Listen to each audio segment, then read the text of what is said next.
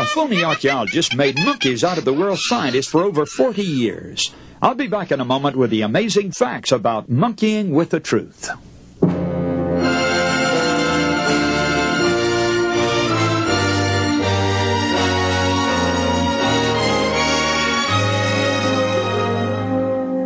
Hello, this is Joe Cruz and the Amazing Facts broadcast, facts which affect you. For over 40 years, the world scientific community accepted without question a colossal hoax simply because it looked like great evidence to support a theory they believed in. Now, let me make it clear that they didn't believe this theory because it was scientific, but only because they wanted to believe it. The fraud that took in the bulk of scientists for 40 years was the Piltdown Man, passed off by its discoverer as conclusive proof of man's evolution from lower animals. No one ever seriously investigated it for more than 40 years. Then finally, a doubter insisted on a closer inspection and discovered that the skull had been deliberately altered to look like an ancient half-man, half-ape and was nothing but a colossal hoax. The scientists believed in Piltdown because they believed in evolution. They wanted to find evidence for their theories, so they fell hook, line, and sinker for the Piltdown hoax. Now, we must be very careful, friends, about what we accept as fact. Even though it seems to fit what we've been taught and we want to believe it, we must be careful to check it out and see if it really is true. For example, take the text we've been discussing in recent broadcasts. These are texts that mention the first day of the week. We must be careful to ask ourselves about each one. Do any of them actually say that Sunday is a day to worship? It's possible for some to read things into the text because they want to believe Sunday's sacred. Last time, we considered all but 2 of the texts in the Bible that mention the first day of the week. Shall we turn now to the next reference in Acts 20, verse 7? I want you to notice this one carefully, friends. And upon the first day of the week, when the disciples came together to break bread, Paul preached unto them, ready to depart on the morrow, and continued his speech until midnight. Now there it is, and here's a meeting of the disciples on the first day of the week. Now let me ask you several questions here, friends, and I want you to listen very carefully, because the answers to these questions are most important. First of all, if we discover that the disciples were meeting on the first day of the week, that they were celebrating the Lord's Supper, and that they were having a religious service, a preaching service, would that make that day holy?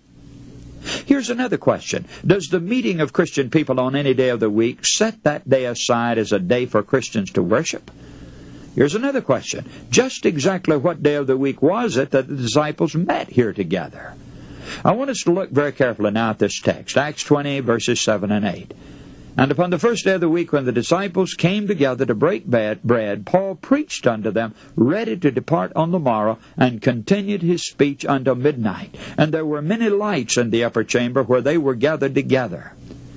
Now, friends, you may remember that we read back in Genesis 1, the evening and the morning were the first day. We discover that the evening, in Bible reckoning, the dark part of the day comes first. Now, let me ask you, if this were the dark part of the first day of the week, it would be the time we now call Saturday night. In fact, the New English Bible, interestingly enough, says, on the Saturday night when we met in our assembly for the breaking of bread. Paul, who was to leave next day, addressed them and went on speaking till midnight. So you see, friends, the dark part of the first day of the week would be what we call now Saturday night. The disciples met on Saturday night. They broke bread together. Now we have another thing to discover here. Does the breaking of bread make a day holy? Will you back up to the book of Acts now, to the 2nd chapter for just a moment, Acts 2, verse 46. And they, continuing daily with one accord in the temple, and breaking bread from house to house, did eat their meat with gladness and singleness of heart. Now there's the record, friends. They were breaking bread every day. And remember, Jesus gave them the communion service, the Lord's Supper, on what day of the week? It was what we now call Thursday night, the night before the crucifixion, you see, which was on Friday. Then, if we're going to say that when the disciples met together to break bread, it makes the day holy, we're going to have to keep Thursday night. The point is simply this. Christian people meeting together to break bread does not make the day holy. Now there's something else here in this text that we ought to notice. And upon the first day of the week, when the disciples came together to break bread, now remember, we found this was on Saturday night, Paul preached unto them. Now you remember the story, of course. Eutychus was sitting in the window, fell asleep, and fell out, and fell to his death below. And they went down, and God miraculously brought the man back to life again. And then Paul preached on through the rest of the night, it says. And the next morning, which would be Sunday morning, he walked 19 miles across the isthmus to Assos and caught a ship there. Now this is Sunday morning. Now if Paul has a new belief, if Paul has a new day to put in place of an old one, that's been taken out of the way, then he made a terrible mistake here, friends, didn't he? Because he would have been making more than a Sabbath day's journey by walking 19 miles. The point, I think, is evident, friends. There's nothing in this text that even suggests that the first day of the week was a day that had taken the place of the Sabbath. Of course not. Why should God change a day that was a token of His creative power? God was still the Creator. Why should He change the memorial of that occasion? We discover from the pages of the New Testament that He did not make that change. Now we have another text to look at, 1 Corinthians 16, 1 and 2. It says, Now concerning the collection for the saints, as I have given order to the churches of Galatia, even so do ye. Upon the first day of the week, let every one of you lay by him in store, as God hath prospered him, that there be no gatherings when I come. Now, friends, at first reading, somebody might feel that it's suggesting here that we go to church and give an offering on the first day of the week. But is that what the verse says? Upon the first day of the week, let every one of you lay by him in store, it says. You see, Paul was making a missionary journey here, and they'd had quite a time of poverty and privation back in Jerusalem. So he sent a letter out and said, Now, if you'll set aside some funds for the poor saints back in Jerusalem, I'll pick it up. But do that the first day of the week, before you go out and start up a new week of business. And then it'll be all taken care of, and you won't have to do the bookkeeping after I get there.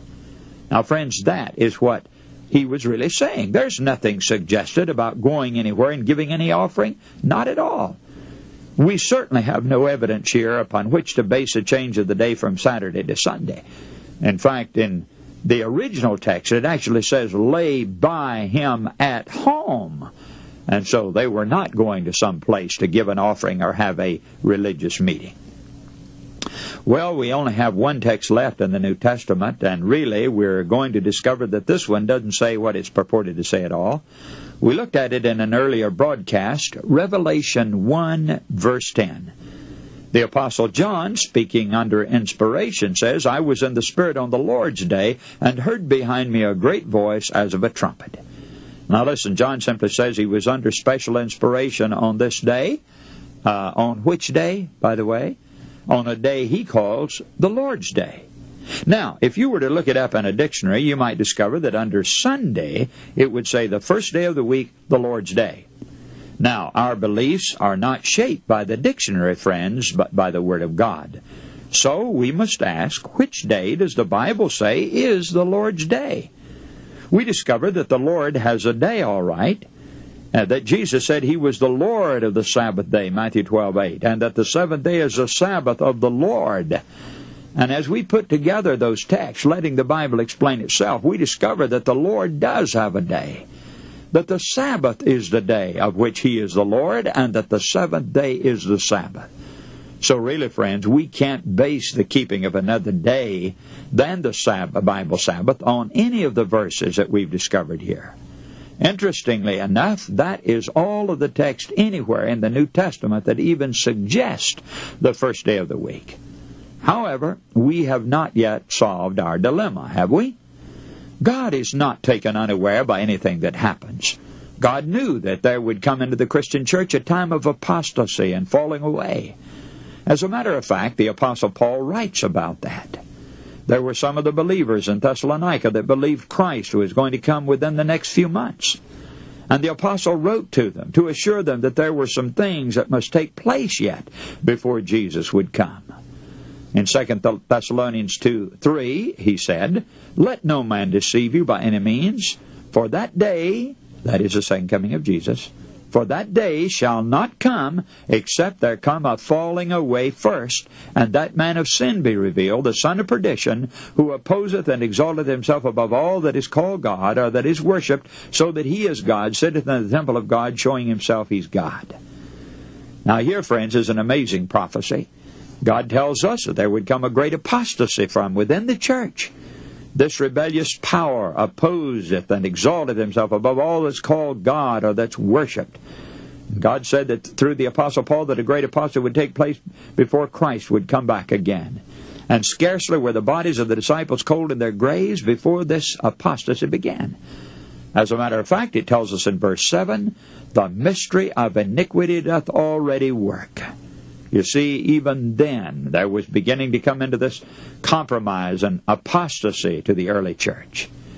And during this time in sacred history, one after another of the apostles died, and other men rose to take their places.